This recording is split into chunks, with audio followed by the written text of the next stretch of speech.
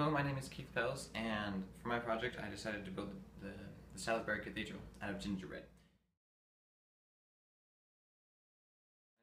When I decided to build this project, I went to my grandma because she has built tons of gingerbread houses. They're really complex, and she's built, for example, she's built like the pagoda, and she's built the pavilion of Brighton, and they're usually full-on, full-size gingerbread castles. I decided that she hasn't built a gingerbread house for a few years, so I wanted to build one. So I went to her house, and we looked at a couple projects, and we just decided on the Sallisbury Cathedral because she's built it a few times. It's not too complex, but it's complex enough that it would be a lot of work, but it'd also be a lot of fun to build. Once I had gotten the general idea, I talked to my parents, and they offered to pay for like, all the ingredients I needed, and I would put in all the time, along with a couple of my family members, to build it. They had to pay for molasses and for flour and for sugar and a couple other little things. For winter break this past year, I decided that was when I was going to do it, because I had a couple days off of school and I wasn't really doing anything. So the first day, on Friday night, right after I got out of school, I kind of set out like a general idea of my plan that I was going to use to build this gingerbread house, and I decided that the next Wednesday I wanted to invite some friends over. So Friday night, I started assembling these pieces, and these are the pieces that we use to cut the gingerbread. You lay it on the ground and you just cut around it once you've laid out the gingerbread. And I'd use the pieces, and I laid them out so I could get a general idea of how the gingerbread house was going to look and how it would be assembled together. For example, this is the front end, and you've got this, and then you've also got the roof piece and the back piece. So you've got that, and you put a roof on it. Once I had gotten that idea done, and once I'd made sure that I wasn't missing any pieces, I started cooking. And I enlisted a couple of my siblings to help do it, because it's a lot of work to build a gingerbread house, and there are a lot of things that can be done simultaneously to get it done faster. Because when you make a gingerbread house, one person can be cooking the dough, one person can be cutting it, and you throw it in the oven, and then one person can be assembling the pieces. So I asked my sister to help me and my little brother to help me as well.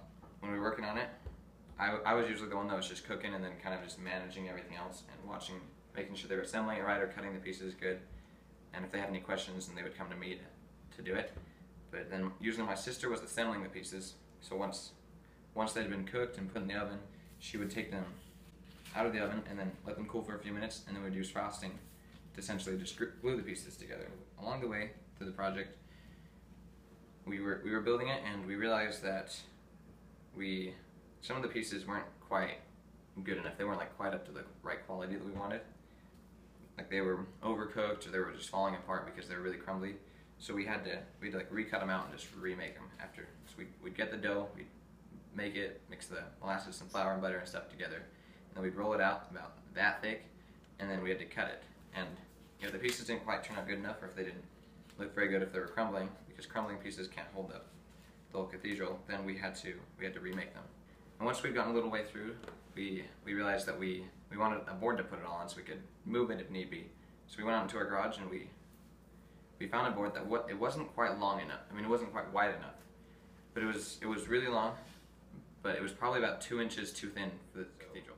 So we had to adjust the cathedral because we didn't have any other long enough boards that were 5 feet long. Like about halfway through the cathedral on Monday, I talked to a bunch of my friends and was like, would you guys be able to come over on Wednesday to help me decorate it? Because it's a lot of fun to invite people over to decorate it. So I told them come over at 4 o'clock on Wednesday, because I believed that we'd be done by then, because of the progress we'd already been making. I asked each of my friends to bring something. About 10 of them I asked to bring some candy, because we wanted to have tons of different types of candy to decorate with.